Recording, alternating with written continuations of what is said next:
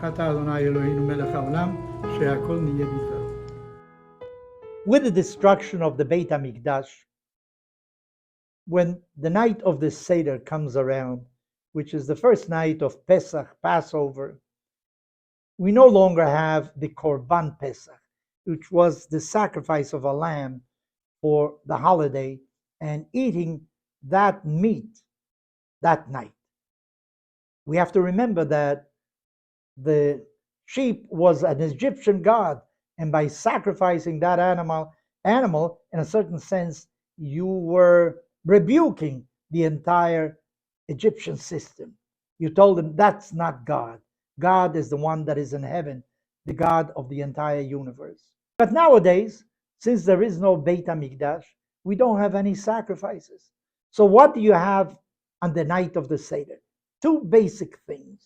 One is matzah, which is the unleavened bread that we eat, and the other thing is maror, which are bitter herbs. Those are the two basic symbols. There are others as well, I'm not saying no, but these are the two basic symbols of the night of Passover. What does the matzah mean? Well, it says that when our ancestors left Egypt, they had no time to let the dough rise.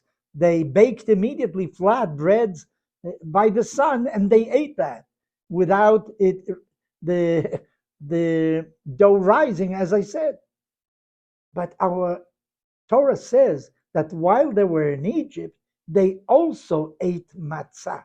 They also ate that kind of bread, and they call it lechem oni, the bread of poverty.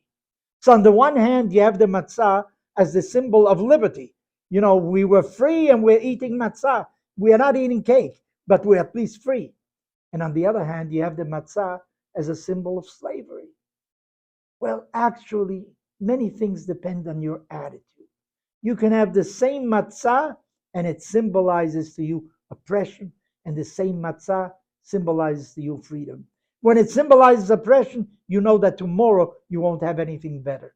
But when it symbolizes freedom, you say, today I'm eating matzah, but tomorrow maybe I'll be able to eat bread the way it should be, baked with all the trimmings that are about it. So what I'm saying is that matzah depends on your mental attitude. You know, we eat the night of Pesach matzah, and even though it is a flat bread, we realize that it is also the symbol of freedom. We also eat maror, which are bitter herbs. Did our ancestors in Egypt feel the bitterness of slavery? I imagine yes. But after a while, you sort of get used to it. You know, there's a theory, a psychological theory that says the following, that eventually the oppressed justify the oppressor. He feels that he doesn't have any rights, and it's right so. The other one is stronger. For some reason, he is my boss and I am the worker. There must be a reason for it. Eventually, you sort of justify your own situation. And that is terrible. This is why we eat bitter herbs today, to remind ourselves never fall into the trap of slavery, that eventually you make peace with the fact that this is the way life is. Go to Cuba, for instance. What do the people think?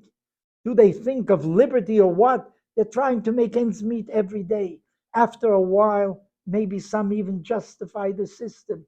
This is the best system, and this is how we have to live. And the bitterness is not felt when it really should awaken a cry for liberty in the hearts of people.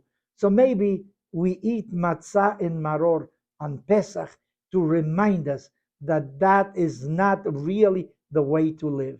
The way to live is to live in freedom, to have abundance, to be able to enjoy the fruits of your labor, and not to live on the bitterness and meager means.